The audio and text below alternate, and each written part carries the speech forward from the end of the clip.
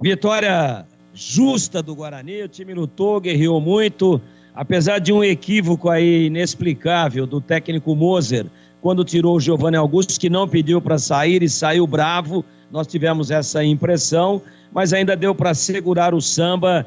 O Guarani conquista uma vitória importantíssima, o jogo foi muito melhor no segundo tempo, quando o Tombense também jogou, trabalhou bastante o Kozlinski, mas o placar de 2-1 veio premiar uma equipe aguerrida, uma equipe que procurou jogar futebol, uma equipe que durante os 90 minutos mais acréscimos tratou de procurar o resultado e não se curvou diante de toda a pressão psicológica de 20 rodadas na zona de rebaixamento. Guarani dá o seu primeiro passo gigantesco no sentido de permanecer na Série B para 2023 e no jogo de hoje mostrou algumas novidades, como, por exemplo, a presença do Isaac atuando ali pelo lado esquerdo, o Yuri Tanque desde o início, inclusive fazendo o gol, sendo importante, a volta do Júlio César, que entrou muito bem, não pode ficar fora desse time, pelas carências do elenco de profissionais do Guarani, o Júlio César tem que ser titular desse time,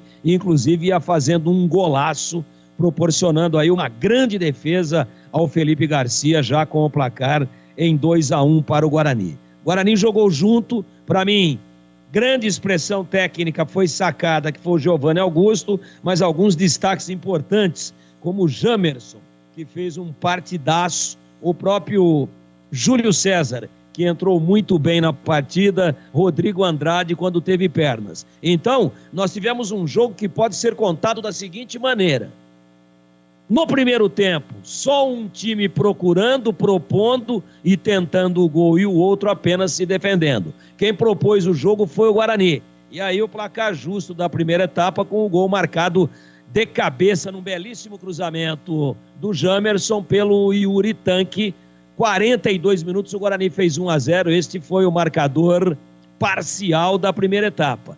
Veio o segundo tempo, e aí o time de Tombos, sentindo o placar, claro, negativo, partiu para cima, tratou de adiantar as suas linhas, subiu a marcação e aí passou a propor o jogo. E aí há um equívoco do Bruno Pivetti, não é? Por que não soltou o time antes? Por que não jogou mais futebol antes? Por que administrou migalhas apenas em 0-0, quando poderia ter agredido um pouco mais e até dado um nível técnico maior para o espetáculo? Não, só foi jogar futebol depois que estava em desvantagem. E aí, logo no início do segundo tempo, numa bola parada, para mim um erro de marcação do Guarani e também uma demora de definição, uma demora de planejamento da defesa.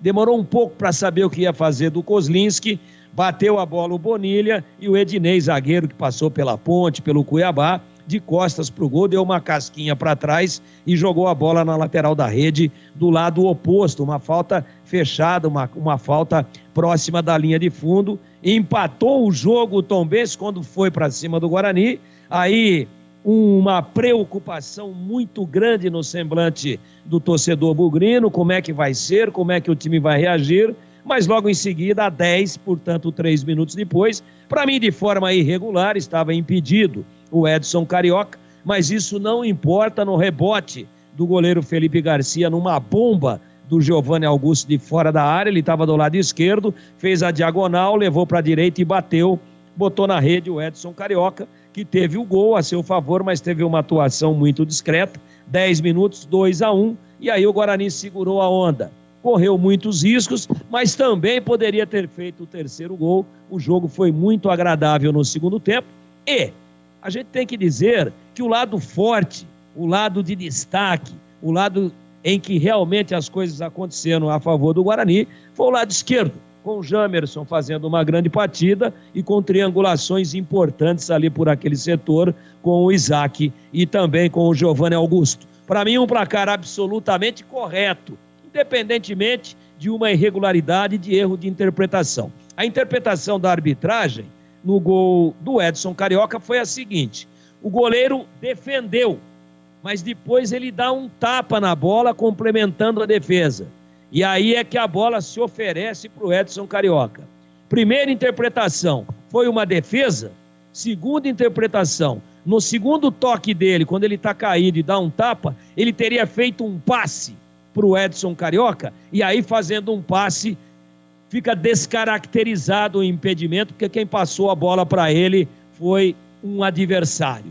Aí a interpretação, para a arbitragem e para o VAR, houve um passe, portanto, o passe do adversário tirou o impedimento. Se ele não tivesse dado aquele tapa na bola e o Edson Carioca tivesse chegado direto depois do rebote, teria sido marcado o impedimento. Um lance muito complicado, curioso, interpretativo, mas não importa. O que importa são os 3 pontos importantíssimos conquistados pelo Guarani, numa manhã tarde de muita transpiração, de alguma inspiração, de muita dramaticidade pelo lado do torcedor, que ao final terminou tudo bem com os 3 pontos fundamentais, imprescindíveis, conquistados pelo Guarani, para mim de forma justa, indiscutível, porque o placar de 2-1 premiou a equipe que mais procurou jogar futebol e que mais procurou o gol adversário, neste caso,